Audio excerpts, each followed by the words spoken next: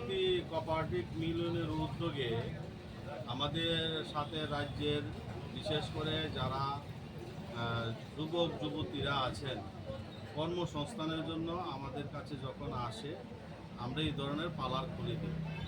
এই পার্লারে এই বিদ্যাসাগরের রাকেশ শাহ আমাদের ডায়েরিতে যোগাযোগ করেন।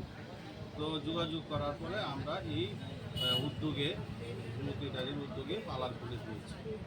এটা সিস্টেমটা হলো আমাদের যে অ্যাডজেন্ট প্রাইজে সেই মালগুলি বিক্রি করবে। আমাদের 4 কোয়ালিটির দুধ আছে, 2 কোয়ালিটির পনির আছে, 2 কোয়ালিটির দই আছে, পনির আইসক্রিম আছে 8 কোয়ালিটি, 73 কোয়ালিটির মিষ্টি আছে, জল আছে, নিমকি আছে, তিলের লাড়ু আছে, নারকেলের লাড়ু আছে, সিঙ্গারা আছে, চপ আছে এবং সিজন অনুযায়ী আমরা অনেক সময় জিলাপি বানাই, বুরিন্দা বানাই। এইসব প্রোডাক্টগুলি বিক্রি করে এই পার্লার খুলে 1000-1200 টাকা দৈনিক ইনকাম করতে পারছে। তো আমাদের সাথে যখনই কোনো যুবক বা শিক্ষিত যুবতীরা যখন আমাদের সাথে যোগাযোগ করে আমরা এই ধরনের পার্লার খুলে দিচ্ছি। এই বিদ্যাসাগরের পার্লারটা নিয়ে আমরা 16তম পার্লার আমরা উদ্বোধন আজকে করেছি। আমাদের এই দুর্গাপূজার সময়ও আমাদের শহর এবং শহর কেন্দ্রিক যে ক্লাবগুলি আছে তাতে আমাদের 10টা আমরা পার্লার করব ক্লাবের সামনে, যাতে এই আমাদের প্রোডাক্টগুলি সহজভাবে জনগণ পায়, প্রত্যেকটা পরিবার যাতে আমাদের এই প্রোডাক্ট পায় তার জন্য এই ব্যবস্থা করা হচ্ছে। আমরা একটা নতুন গাড়ি কিনেছি, এই গাড়ি করে শহরের বিভিন্ন এলাকাতে আমাদের এই প্রোডাক্টগুলি যাতে মানুষ সহজভাবে পেয়ে যায় তার জন্য এই উদ্যোগ নেওয়া হয়েছে। আমাদের যে প্রোডাক্টগুলি তৈরি হয় তার গুণগত খুব মান ভালো, কারণ আমরা গুমতির মধ্যেই বিক্রি করতে পারবে না। যদি বিক্রি করে তার জন্য আইনগত ব্যবস্থা নেওয়া হবে।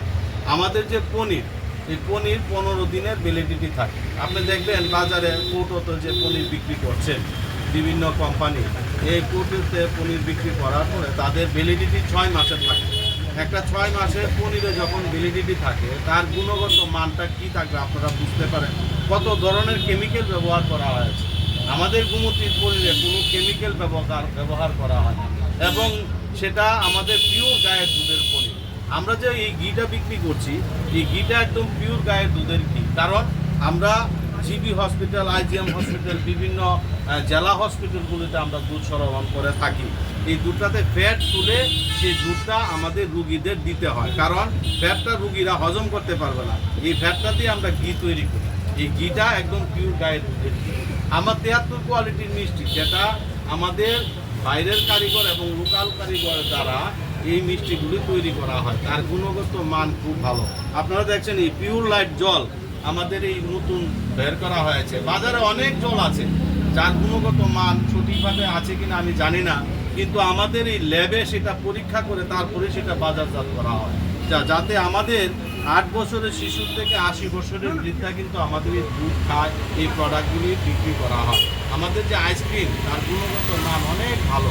তার জন্য আমি এই এলাকাবাসী এবং আমাদের এই বিদ্যাসাগরের বাজারে ব্যবসায়ীবৃন্দ এবং এলাকাবাসী যাতে আমাদের এই প্রোডাক্টগুলি সহজভাবে পায় তার জন্য আজকে আমরা এই পার্লারটা খুলে দিয়েছি।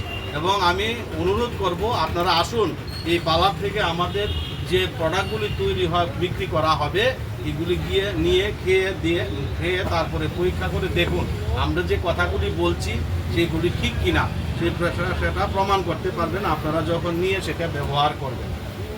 এবং আগামী দিনে আমাদের এই গুমতি পার্লার খোলার জন্য এই যুবক যুবতীদের কাছে আমিও বার্তা রাখছি, আপনারা আসুন, আমরা এই ধরনের পার্লার খুলে দেব। তবে একটা বাজারে শুধু একটা পার্লারই আমরা দিই, দ্বিতীয় আর দেই না, যাতে মানুষ যাতে পরিষেবা সঠিকভাবে পায় তার জন্য। এবং বাজারে যখন 2-3টা পার্লার হবে তাহলে একটা সমস্যা হবে, তার জন্য একটা বাজারে আমরা একটা পার্লারই দিই। বিদ্যাসাগরে আর পার্লার দেওয়া হবে না, এটাই থাকবে।